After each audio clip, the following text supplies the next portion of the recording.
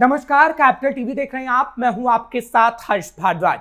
आज एक बार फिर से बात पते की होगी, उत्तर प्रदेश की सियासत की करेंगे, क्योंकि राहुल गांधी और अखिलेश यादव दोनों दलित और मुस्लिम वोट बैंक को साधने की कोशिश कर रहे हैं। जहां राहुल गांधी को आपने तकरीर करते सुना, कांशी राम को लेकर कई बातें की गई, वहीं अखिलेश यादव लखनऊ के अंदर इफ्तार पार्टी में पहुंचे तो बताया कि अल्पसंख्यक समुदाय हमारे साथ है। लेकिन कांग्रेस और समाजवादी पार्टी को उत्तर प्रदेश में आपने इफ्तार पार्टी में जरूर देखा होगा, लेकिन सवाल आज का यह है, क्योंकि बीजेपी की तरफ से भी इफ्तार पार्टी का जब से योगी आदित्यनाथ सीएम बने हैं पहली बार आयोजन किया गया मेरठ के अंदर, और पश्चिमी उत्तर प्रदेश के अंदर अल्पसंख्यक समुदाय को साधने की कोशिश की गई। सवाल यह है कि क्या पीडीए की काट निकालने की कोशिश इस वक्त बीजेपी कर रही है, और जो मुस्लिम वोट बैंक विधानसभा चुनाव और लोकसभा चुनाव में कहीं ना कहीं एक मुश्त समाजवादी पार्टी को मिला, क्या अब उसकी तोड़ निकालने की बीजेपी की कोशिश है?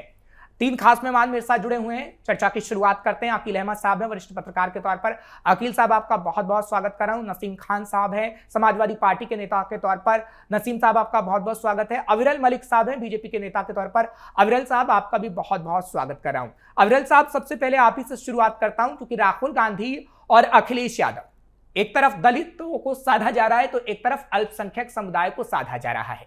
बीजेपी के कई नेता कहते हैं कि मुसलमान हमें वोट नहीं करता, लेकिन क्या ऐसा किया आप लोगों ने कि आप अब ये सोचने पर मजबूर हो गए हैं कि अल्पसंख्यक समुदाय का विभाजन आप लोग कर सकें और इफ्तार पार्टी का आयोजन? और क्या वाकई राहुल गांधी और अखिलेश यादव की काट आप लोग इस तौर पर निकाल रहे हैं?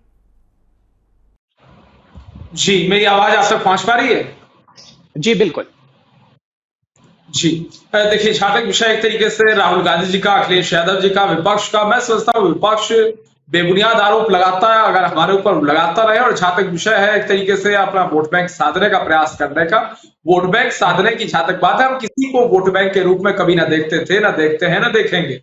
हम हिंदू, मुस्लिम, सिख, ईसाई, जैन, बौद्ध, पारसी सबको इक्वली ट्रीट करने वाले लोग हैं, और निश्चित रूप से गरीब, पीड़ित, शोषित, वंचित, दलित, आदिवासी, महिला, युवा, बेरोजगार, संत, सबके अधिकार के लिए निरंतर कार्य करने वाले लोग हैं, निरंतर विकास करने वाले लोग हैं, डेवलपमेंट की पॉलिटिक्स के आधार पर काम करने वाले लोग हैं, रोजगार प्रदान करने वाले एक प्रकार से लोग भारतीय जनता पार्टी के लोग हैं।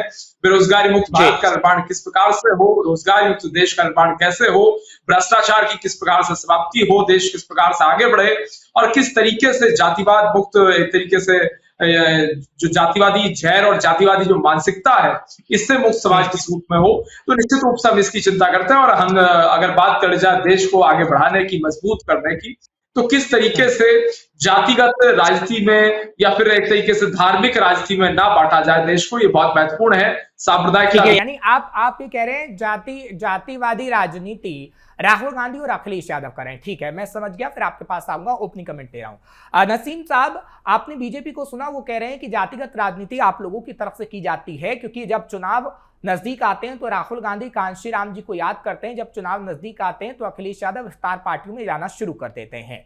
और जातिगत जो राजनीति है वो कब तक साधेंगे, क्योंकि बीजेपी कह रही है हम हिंदू, मुस्लिम, सिख, ईसाई को बराबर समझते हैं और हम उसे वोट बैंक के तौर पर नहीं देखते।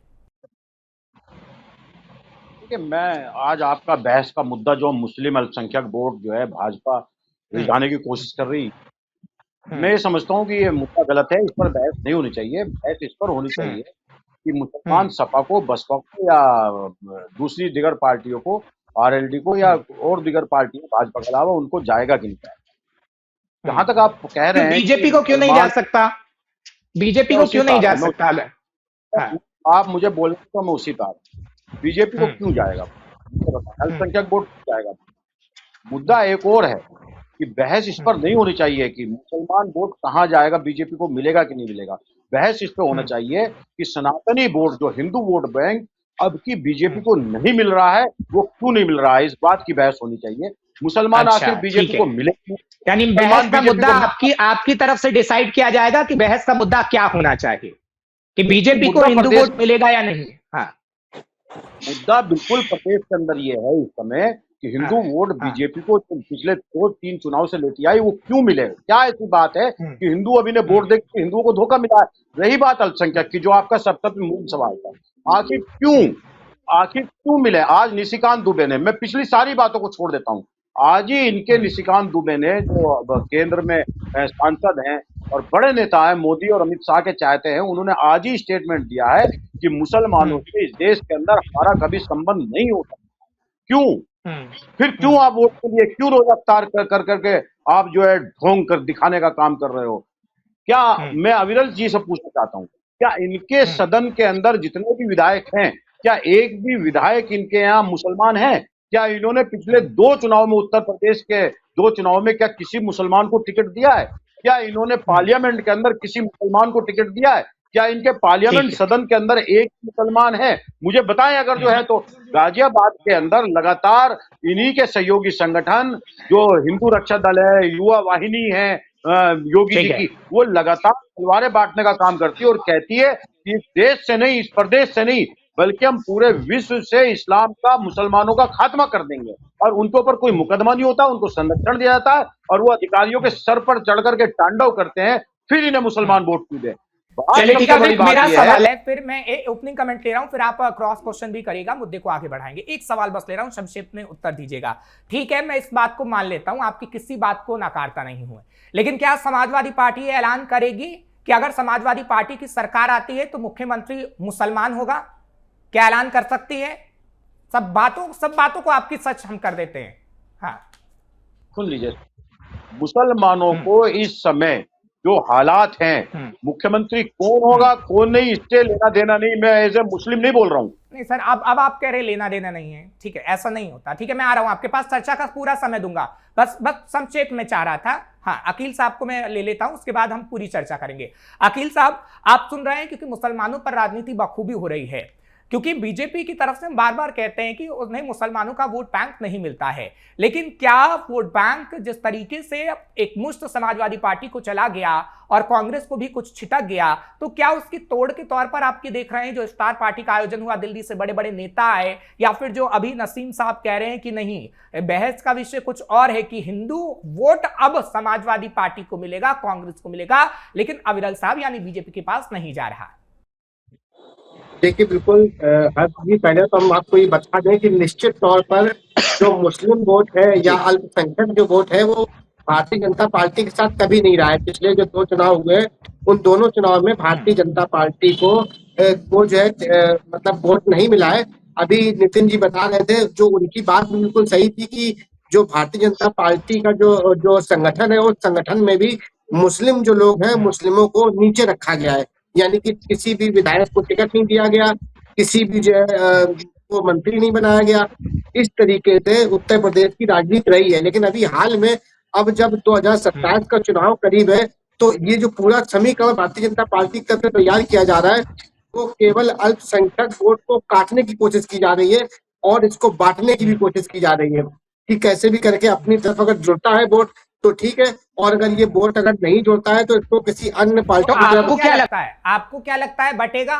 आपको लगता है बटेगा? बसपा के साथ जाएगा, कुछ समाजवादी पार्टी के पास, कुछ कांग्रेस के पास, कुछ चंद्रशेखर आजाद के पास, किन किन के पास पहुंच रहा है? क्योंकि समाजवादी पार्टी को तो एक मुश्त लोकसभा चुनाव में मुसलमानों ने वोट दिया है, और जो मेरा आंकड़ा है इस वक्त ये बताता है कि 87% मुस्लिम वोट बैंक इंडिया ब्लॉक के खाते में गया था। देखिए, निश्चित तौर पे यही होगा, क्योंकि जो मुस्लिम वोटर्स है 2027 के चुनाव की अगर हम बात करेंगे, जो पिछले चुनाव में जो नतीजे आए हैं, उससे ज्यादातर 100% जो है वोट अल्पसंख्यक। अब ठीक है, अब चर्चा को आगे बढ़ाते हैं। किसी की बात आपको अच्छी ना लगे और गलत लगे तो आप टोक सकते हैं। अविरल साहब, नसीम खान ने मुद्दा उठाया, नसीम खान साहब ने, वो लगातार ये कह रहे हैं, क्योंकि अभी वो कह रहे हैं कि बहस का विषय ये है कि हिंदू वोटरों में बंटवारा होगा। अब पूरे हिंदू समाज के लोग बीजेपी को नहीं चाह रहे हैं, समाजवादी पार्टी को चाह रहे हैं, चाहे फिर अल्पसंख्यक हो या फिर हिंदू हो। और आप जिस तरीके से वोटरों को काटने की कोशिश उस वक्त स्टार पार्टी के जरिए कर रहे हैं, वो आपका सपना कभी पूरा नहीं हो पाएगा और विपक्ष के खेमे में पूरा वोट बैंक चला जाएगा। अविरल साहब, नहीं देखिए, निश्चित रूप से सब लोग भारतीय जनता पार्टी को चाह रहे हैं, और अगर चाह रहे हैं तो किस बिना पे, किस आधार पे चाह रहे हैं, वो मैं स्पष्ट कर देता हूं कि सरकार हो या राज्य सरकार, निरंतर योजनाएं चलाई जा रही हैं, जन कल्याणकारी योजनाएं चल रही हैं, कि सरकार भी चला रही है, उत्तर प्रदेश की सरकार भी चला रही है, उनका 100% ग्राउंड लेवल पे एग्जीक्यूशन हो रहा है, इम्प्लीमेंटेशन हो रहा है, करप्शन फ्री इंडिया का निर्माण, करप्शन फ्री उत्तर प्रदेश का निर्माण हो रहा है, गुंडाराज मुक्त उत्तर प्रदेश का निर्माण हो, अच्छी कानून व्यवस्था का विषय हो। नंबर 1 उत्तर प्रदेश के निर्माण की बात हो, मजबूत उत्तर प्रदेश के निर्माण की बात हो, या फिर एक प्रकार से जनधन योजना, उज्ज्वला योजना, सौभाग्य योजना, मुद्रा योजना हो, तमाम सारी योजनाओं का विषय हो, आवास योजना का इम्प्लीमेंटेशन हो, शौचालयों के निर्माण का विषय हो, या उत्तर प्रदेश में किसानों के 1 लाख रुपए तक की कर्ज माफी का विषय हो, या फिर एक तरीके से हेल्थ कार्ड का विषय हो। यानी आपने ये बता के क्लियर किया कि आप विकास के मुद्दे पर चुनाव लड़ेंगे, और विकास के मुद्दे पर आप चुनाव लड़ना चाहते हैं, हिंदू मुस्लिम करके नहीं। ठीक है नसीम साहब, जल्दी से, क्या विरल मलिक साहब ठीक कह रहे हैं? देखिए विरल मलिक जी कुछ भी जो कह रहे हैं, एक रटा रटाया बात कह रहे हैं, उनकी बातों में कोई तथ्य है और कोई सच नहीं है। मैंने आपसे पहले इस बात को कहा कि हिंदू वोट डिसाइड करेगा कहां जा रहा है, और भारतीय जनता पार्टी से हिंदू वोट हट रहा है। उसकी वजह यह है कि हिंदू धर्म की मान्यताओं परंपराओं के मुताबिक सबसे बड़े धर्मगुरु शंकराचार्य को इन्होंने गंगा स्नान नहीं करने दिया अपने जिद के कारण। हिंदू धर्म के शंकराचार्य के छोटे छोटे बटुक, जो कि हिंदू परंपरा के अंदर चोटी जो हिंदुओं की होती है वो सबसे मान्यता रखती है सबसे बड़ी, उनको चोटी पकड़ पकड़ के लटकाया गया, चोटी पकड़ कर उनको। आपने तो लाठी डंडे बरसा दिए थे, आपने तो लाठी डंडे बरसाए थे अपनी सरकार में, समाजवादी पार्टी की सरकार में लाठी डंडे बरसे थे सर। मैं बताता हूँ, समाजवादी की सरकार में शंकराचार्य के ऊपर लाठीचार्ज किया गया था, लेकिन माननीय अखिलेश यादव जी जो हमारे राष्ट्रीय अध्यक्ष है, उन्होंने हरिद्वार जाकर के इस गलती को माना कि अधिकारी ने गलती की थी और उससे माफी मांगी, उन्होंने माफ भी किया था। क्या किसी भारतीय जनता पार्टी के नेता ने सामने आकर के योगी जी ने, मोदी जी ने, या किसी प्रतिनिधि ने शंकराचार्य जी से माफी मांगी है कि अधिकारियों ने? केशव प्रसाद मौर्य कौन है? केशव प्रसाद मौर्य कौन है? बीजेपी से नहीं है? सबसे बड़ा मुखिया कौन है बताइए? हमारी पार्टी के अंदर अखिलेश यादव जी, लेकिन सरकार चलाने वाले योगी आदित्यनाथ जी तो अखिलेश यादव साहब तो विपक्ष में है ना, विपक्ष के सबसे बड़ा चेहरा है। सत्ता में तो 3 चेहरे हैं अभी, केशव प्रसाद मौर्य हैं और साथ से साथ सीएम योगी आदित्यनाथ हैं, 2 मुख्यमंत्री, एक योगी है। मेरी बात सुन लीजिए, सत्ता में अखिलेश यादव जी थे, मुख्यमंत्री थे और सबसे बड़ा नेता है, उन्होंने माफी मांगी। आप मंगवाइए योगी जी से माफी भी और क्या नाम है मोदी जी से माफी मंगवाइए, लेकिन वो तो उसने राक्षस प्रवृत्ति का कह रहे हैं। मैं फिर कह रहा हूं आपको कि हिंदू क्यों सोचने पे मजबूर है, इसलिए सोचने में मजबूर है कि हिंदुओं ने, खासकर ब्राह्मणों ने, इन लोगों ने वोट दिया था। एक कोई ब्राह्मण विधायक अगर जो अपनी पर्सनल मीटिंग कर लेता है अपने मुद्दों को लेकर के, पूरी सरकार उन्हें धमकाती है कि आपने मीटिंग क्यों कर ली, ब्राह्मणों की हत्याएं हो रही है, दलितों की हत्याएं हो रही है। कोई 2022 में चलिए ठीक है, 2022 में हिंदुओं ने आपका साथ क्यों नहीं दिया? 2017 में तो चलिए बीजेपी की सरकार बन गई थी, उसके बाद 5 साल आप अगर विपक्ष में रहे तो आपको ये मुद्दा समझाना चाहिए था लोगों को कि देखिए हिंदू के साथ गलत व्यवहार हो रहा है और हिंदू आप वोट मत दीजिए, लेकिन आप तो समझा ही नहीं पाए। और अब आप एक बार फिर कह रहे हैं कि 2027 में हिंदू वोट बिखर जाएगा, आप कैसे समझाएंगे? आप अभी मुक्तेश्वरानंद जी को लेकर सिर्फ आप इतनी बात नहीं कह सकते ना कि तमाम हिंदू वोट बैंक बिखर कर आपके साथ आ जाएगा। मैं केवल इस बात को नहीं कह रहा हूं, केवल शंकराचार्य जी के ऊपर नहीं कह रहा हूं, मैं आपसे जो कह रहा हूं बहुत सारे मुद्दे हैं। आप किसके नाम पे भारतीय जनता पार्टी सरकार में आई थी? गाय के नाम पर आई थी, गौ माता के नाम पे आई थी। हमारे माननीय राष्ट्रीय अध्यक्ष अखिलेश यादव जी ने कहा मैं सरकार में आया तो राज्य माता का दर्जा दूंगा। आपने कहा था पूरे देश से गौ मांस की बिक्री बंद की जाएगी, गौ हत्याओं पर प्रतिबंध लगेगा। मैं पूछना चाहता हूं भारतीय जनता पार्टी के नेता से, क्या पूरे देश के अंदर गौ हत्या पे बैन हुआ है? चलिए ठीक है, अविरल साहब जवाब दीजिएगा, फिर मैं इसका जवाब दूंगा। अविरल साहब, क्योंकि कुछ आंकड़ा मेरे पास है। अविरल साहब वो कह रहे हैं कि हिंदुओं के नाम पर आपने वोट बटोरने का तो काम किया, लेकिन वोट बटोर लिया, उसके बाद हिंदू समुदाय को आप देख रेख नहीं कर रहे हैं। और ब्राह्मणों का तो खास तौर पर इन्होंने नाम लिया है, क्योंकि ब्राह्मणों को लेकर हमने मायावती की राजनीति भी उत्तर प्रदेश में खूब देखी है, और अब कांग्रेस और समाजवादी पार्टी भी आगे आ गई है ब्राह्मणों के नाम लेकर। नहीं, देखिए मैं समाजवादी पार्टी के विषय पे किसी रूप में कुछ नहीं कहूंगा। समाजवादी पार्टी के नेता प्रवक्ता मौजूद हैं, इन्हें निश्चित रूप से अपना विषय रखने का अधिकार है, इसमें कोई दो राय नहीं है। लेकिन जहां तक विषय है सत्य का और तथ्यों का, मैं तथ्य स्पष्ट कर देता हूं। नंबर 1, जहां तक राम मंदिर निर्माण का विषय है, भव्य राम मंदिर का निर्माण हुआ, सुप्रीम कोर्ट ऑफ इंडिया का लैंडमार्क जजमेंट आया और उत्तर प्रदेश की सरकार ने हमारे मुख्यमंत्री योगी जी के नेतृत्व में मजबूती के साथ उस लैंडमार्क जजमेंट को इंप्लीमेंट और एग्जीक्यूट कराने का काम किया और लॉ एंड ऑर्डर की किसी प्रकार का इश्यू उत्तर प्रदेश में नहीं हुआ। नंबर 1। नंबर 2, 370-35 का हमारा वायदा था, 370-35 से समाप्त हुआ। आतंकवाद की समाप्ति का विषय, उस आधार पर निश्चित रूप से भारतीय जनता पार्टी ने कार्य किया और आतंकवाद मुक्त देश का निर्माण हो, भारत का निर्माण हो, स्वच्छता अभियान की बात हो, या फिर एक प्रकार से सर्वांगीण विकास का विषय हो, विश्व गुरु भारत की बात हो, विकसित भारत का विषय हो, 2047 का लक्ष्य हो, या फिर हेल्थ सेक्टर, एजुकेशन सेक्टर और तमाम सारे एक तरीके से टूरिज्म सेक्टर पे, रूरल डेवलपमेंट पे, अर्बन डेवलपमेंट पे, रोड्स एंड ट्रांसपोर्ट डेवलपमेंट पे, एक तरीके से हर सेक्टर पे ध्यान देने का विषय हो। हम डेवलपमेंट की राजनीति करने वाले लोग हैं। और जहां तक विषय मुसलमान का, तो निश्चित रूप से मुसलमानों को मजबूत करना, आगे बढ़ाना, और मुस्लिम लीडरशिप किस प्रकार से मजबूत हो। हमारे यहाँ मुख्तार अब्बास नकवी साहब हैं, सैयद शाहनवाज हुसैन साहब हैं, और उसके साथ साथ आरिफ मोहम्मद खान साहब हो, या फिर एक तरीके से नजमा हेपतुल्ला जी भी हमारे यहाँ, तो तमाम सारी मुस्लिम लीडरशिप भारतीय जनता पार्टी के साथ चलिए रही। ठीक है, आप और एपीजे ये कह रहे हैं, ठीक है बिल्कुल, केवल एक हाँ, सेकंड, ठीक एपीजे है। अब्दुल बिल्कुल एपीजे अब्दुल कलाम साहब के राष्ट्रपति बनने में हमारा क्या स्टैंड था, इसको भी एक बार गो थ्रू कर लिया जाना चाहिए।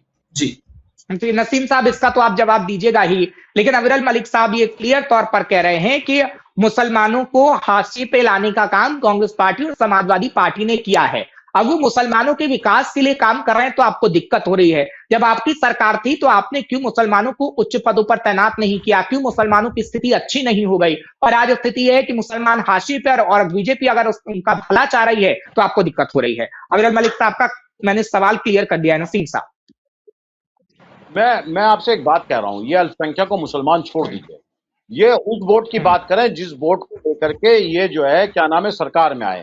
इन्होंने श्रीनगर की धारा की 35 की 77 की बात की, इन्होंने कि हमने हटा दी धाराएं, हमने वादा किया था। मैं इनसे पूछना चाहता हूं कि क्या उसका क्या फायदा हुआ, उसका रिजल्ट क्या हुआ? आतंकवादी पहलगाम से आते हैं और पहलगाम में आते हैं पाकिस्तान से, और आराम से आते हैं और नाम पूछ पूछ करके मार के जाते हैं और पैदल चले जाते हैं जहां 5-6 घंटे का रास्ता है।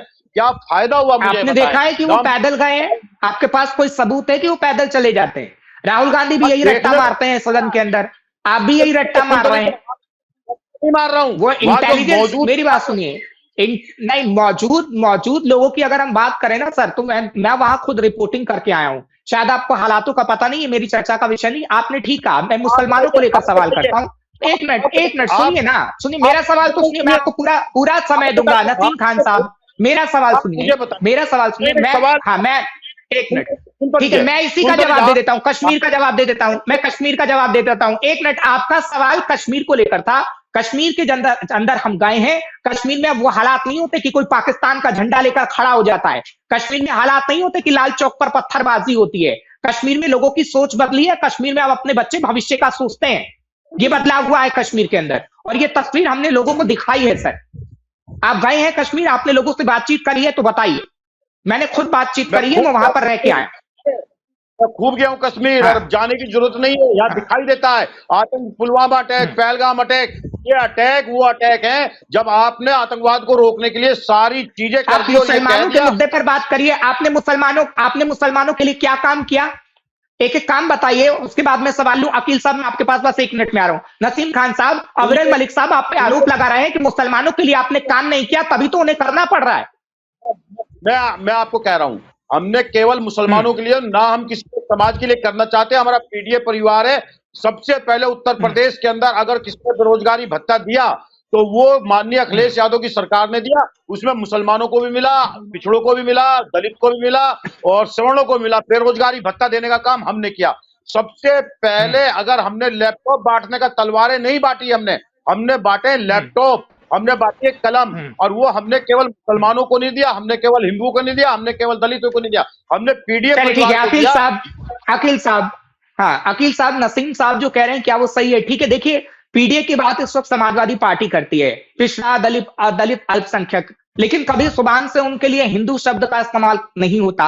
अभी मुक्तेश्वरानंद का मुद्दा है तो हिंदू शब्द का इस्तेमाल हो रहा है। चुनावी हिंदू बनने की होड़ है या फिर नसीम साहब सही कह रहे हैं? वरिष्ठ पत्रकार के तौर पर आप जवाब दीजिएगा। अकील साहब, देखिए बिल्कुल हर्ष जी, हम आपको बता दें कि समाजवादी पार्टी की सरकार में निश्चित तौर पर काफी विकास हुए हैं। चाहे वो लैपटॉप वितरण की बात हो, कि सबसे पहले आजादी से लेकर इतिहास में ऐसा पहली बार हुआ था जब बालिकाओं को बिना देखे हुए उनको काबिलियत के हिसाब से समाजवादी पार्टी की तरफ से लैपटॉप वितरण किया गया। इसके साथ साथ बहुत सारी ऐसी क्रियान्वित योजनाएं नहीं है समाजवादी पार्टी की। पीडीए को लेकर भी सवाल किया। देखिए काम को लेकर, एक मिनट, काम को लेकर डाटा है सर। मैंने नसीम खान साहब की बात को नकारा नहीं, मैंने सिर्फ मुसलमानों पर सवाल किया था। मैं आपसे इतना सवाल कर रहा हूं कि आप पीड़ित, दलित, अल्पसंख्यक की बात करते हैं। आपने जातियों में बांट दिया लोगों को, लेकिन आप एक तरीके से ना मुसलमानों को लेकर जवाब दे पा रहे हैं, ना हिंदुओं का खुलकर समर्थन कर पा रहे हैं। तो ये कश्मकश क्यों है? देखिए, कश्मकश इस समय हालात देश के बहुत ज्यादा खराब है और कहीं ना कहीं अब भारतीय जनता पार्टी को हालातों को देखते हुए, चूंकि जो लोकसभा के जो परिणाम आए थे उसमें कहीं ना कहीं काफी निराशाजनक स्थिति भारतीय जनता पार्टी की रही है। और अगर नायडू जी या नीतीश जी अगर इसमें समर्थन ना करते तो अगर हो सकता है कि सरकार भी केंद्र में ना बनती, तो काफी स्थिति खराब रही है। और ये जो पूरा चलिए ठीक है, समीकरण होता है, अविरल साहब ठीक है, मैं आ रहा हूं आपके पास। अविरल साहब, आपने नसीम साहब को भी सुना और आपने अकील साहब को भी सुना। वो कह रहे हैं कि समीकरण थोड़े आपके गड़बड़ा गए हैं, इसलिए आपको अलग अलग रणनीति साधने की कोशिश करनी पड़ रही है मजबूरी के तौर पर। क्या वाकई ऐसा है जो उत्तर प्रदेश में हम देख रहे हैं कि रणनीति बदलने का प्रयास इस वक्त बीजेपी कर रही है? नहीं, देखिए, हमारा तो उत्तर प्रदेश में बिल्कुल स्पष्ट मानना है। हम तो डेवलपमेंट के आधार पर चलने वाले लोग हैं और निश्चित रूप से डेवलपमेंट के आधार पर उत्तर प्रदेश का चुनाव भारतीय जनता पार्टी मजबूती के साथ वर्ष 2027 में लड़ने जा रही है और निश्चित रूप से डंके की चोट पे जीतेगी, इसमें किसी रूप में कोई दो राय नहीं है। और जहां तक विषय उत्तर प्रदेश का, उत्तर प्रदेश की सरकार का, उत्तर प्रदेश में विकास का, तो निश्चित रूप से उत्तर प्रदेश का विकास कैसे हो, ये निश्चित रूप से एक चिंता का विषय हमारे लिए हमेशा से रहा है। और किस तरीके से आज उत्तर प्रदेश में विकास की गंगा बह रही है, ये किससे छिपा नहीं है। और उसके साथ साथ आज के दौर की अगर बात करें, नसीम खान साहब आप पे आरोप लगा रहे हैं, से सुनवाई होती है, आज समाजवादी पार्टी वालों की सुनवाई होती है, बसपा वालों की सुनवाई होती है। हाँ, नसीम खान साहब जो आरोप आप पे लगा रहे हैं कि आपसे हिंदू समाज नाराज है, उसका मैं जवाब चाहता हूं। क्या आपको लगता है कि हिंदू समाज आपसे नाराज है और हिंदुओं का वोट आपसे छिटकने जा रहा है? ये डर आपको सता रहा है अविरल साहब? देखिए, हमारे से किसी रूप में कोई समाज नाराज नहीं है, न था, न है, न होगा। इसमें किसी रूप में कोई कंफ्यूजन नहीं होना चाहिए। और जहां तक विषय एक तरीके से हिंदू समाज का, सनातनियों का, सभी सनातनी निश्चित रूप से साथ हैं, लेकिन हम जाति, मजहब और धर्म के आधार पर वोट भारतीय जनता पार्टी की हमेशा से खासियत रही है। माननीय मोदी जी की और योगी जी के नेतृत्व की नहीं हम मांगते हैं। हम कास्ट के आधार पर, रिलीजन के आधार पर नहीं मांगते, हम विकास करने वाले लोग। ठीक है, नसीम साहब आप कुछ कहना चाह रहे थे, फिर मैं आपसे सवाल लूंगा। मैं भारतीय जनता पार्टी के प्रवक्ता की बातों से हैरान हूं कि ये सिर्फ एक बात कह रहा है विकास का ऐसा है कि जिस रोड का उद्घाटन प्रधानमंत्री और या योगी जी मुख्यमंत्री करते हैं वो टूट जाता है, अगले दिन से उसकी रिपेयर स्टार्ट हो जाती है, और जिस रोड का उद्घाटन करते हैं अगले दिन से एक्सीडेंट की खबरें अखबारों में आती है। ये इनके विकास की बात है कि पूरे देश के अंदर पैनिक है, पूरे उत्तर प्रदेश के अंदर पैनिक है। गैस की सप्लाई बंद हो चुकी है, रेलवे में खाना नहीं मिल रहा है, होटलों में खाना नहीं मिल रहा है, लोग कोयला और अंगीठी और कंडे का इस्तेमाल कर चुके हैं। इनके विकास की बात है। लेकिन बीजेपी तो कह रही है कि पैनिक आप लोग क्रिएट कर रहे हैं। घर घर तो चूल्हा आ रहा है, घर घर सिलेंडर आ रहा है, आप पैनिक क्रिएट कर रहे हैं। ये जो इसका मतलब ये देश के लोगों को बेवकूफ समझ रहे हैं। जो लाइनें लगे विजुअल आ रहे हैं, फोटो आ रहे हैं, और जो लोग परेशान है, इसका मतलब पूरा देश बेवकूफ है, इन्हें दिखाई नहीं दे रहा है। इसका मतलब ये समझ नहीं रहे हैं कि देश के अंदर हालात क्या है। इनके कहने से कुछ नहीं होता भाई, सोशल मीडिया का जमाना है आज के समय। माननीय हमारे राष्ट्रीय अध्यक्ष अखिलेश यादव जी हर विजुअल को, हर फोटो को, हर रिपोर्ट को सामने रख रहे हैं। और लेकिन अखिलेश यादव जी ने, थोड़ा समय कम है सर, मैं फिर इसको कंप्लीट करूंगा। अखिलेश यादव जी ने अभी महाकुंभ के दौरान कुछ तस्वीरें शेयर की थी, और जब ग्राउंड जीरो पर पहुंचा गया तो ऐसी स्थिति नहीं थी सर। बिजली के खंभे बताए थे कि उसमें लाइटें नहीं आ रही हैं। हम खुद वहां पर गए थे तो लाइटें वहां पर मौजूद थी। ठीक बात है, सोशल मीडिया का जमाना है, सच तुरंत सामने आ जाता है, लेकिन सोशल मीडिया के जमाने में अफवाह और झूठी तस्वीरें भी बहुत जल्दी आती है। नसीम खान साहब जल्दी से जवाब लूंगा, फिर मैं क्लोजिंग कर रहा हूं। देखिए, बिल्कुल इसमें कोई दो राय नहीं कि सोशल मीडिया आज के टाइम में सच्चाई दिखाता है। और सबसे ज्यादा अगर जो महाकुंभ में व्यवस्था रही है तो इस बार रही है। ऊपर से मीडिया के माध्यम से बहुत दिखाने की कोशिश की, लेकिन ग्राउंड पे जो लोगों को परेशानी हुई है और जो हाईवे जाम हुआ है और वहां जो समस्याएं सामने आई है वो सबने देखा है। चलिए ठीक है, आप विपक्ष के नेता हैं, ठीक है नसीम खान साहब, माफी चाहता हूं, समय इतना ही था। आप विपक्ष के नेता हैं, आपका काम ही सवाल पूछना है, लेकिन मेरा सिर्फ इतना कहना है कि आप लोग सार्थक राजनीति करिए और सार्थक राजनीति के जरिए लोगों का कहीं ना कहीं भला हो सके, हम आपसे कहीं ना कहीं उम्मीद करते हैं, क्योंकि आप लोग राजनेता हैं। फिलहाल सवाल तो हम पूछते रहेंगे। नसीम खान साहब आपका बहुत बहुत शुक्रिया, आपने समय निकाला, आप हमारे साथ जुड़े। अविरल साहब आपका भी बहुत बहुत शुक्रिया, आप मेरे साथ जुड़े। और अकील साहब आपका भी बहुत बहुत शुक्रिया, आप मेरे साथ जुड़े। आप तीनों का बहुत बहुत शुक्रिया। फिलहाल राजनेता सार्थक राजनीति कर रहे हैं या फिर कौन सी राजनीति कर रहे हैं आपने अच्छे से समझ लिया होगा, लेकिन कल फिर आपके सामने हाजिर होंगे, नए मेहमान होंगे और बात पते की होगी। मुझे इजाजत दीजिए, नमस्कार।